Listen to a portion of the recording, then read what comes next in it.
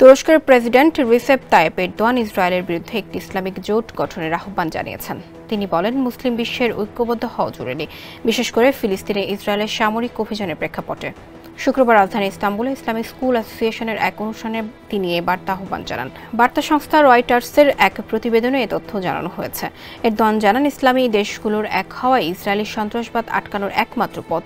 তিনি আরও জানান, তুরস্ক সম্প্রতি সিরিয়া ও মিশরের সঙ্গে সম্পর্ক উন্নয়নে জোর দিচ্ছে, কারণ ইসরায়েলের ক্রমবর্ধমান সম্প্রসারণবাদের ঝুঁকি থামাতে চায় তুরস্ক। ইসরায়েলি সম্প্রসারণবাদ লেবানন ও সিরিয়াকেও হুমকির মুখে ঠেলে দিয়েছে। গত সপ্তাহে তুরস্ক সফরে আসেন মিশরের president Abdel Fattah al CC. এটি গত এক যুগের মধ্যে দেশটির প্রথম কোনো প্রেসিডেন্টের সফর। এই সফরে গাজা যুদ্ধ নিয়ে আলোচনা করেন তারা।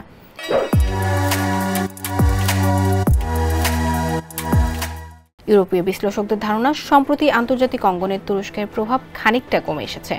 ফলে তা পুনরুদ্ধার করতে ইউরোপ থেকে শুরু করে এশিয়া ও আমেরিকা সফরের সিদ্ধান্ত নিয়েছেন তিনি।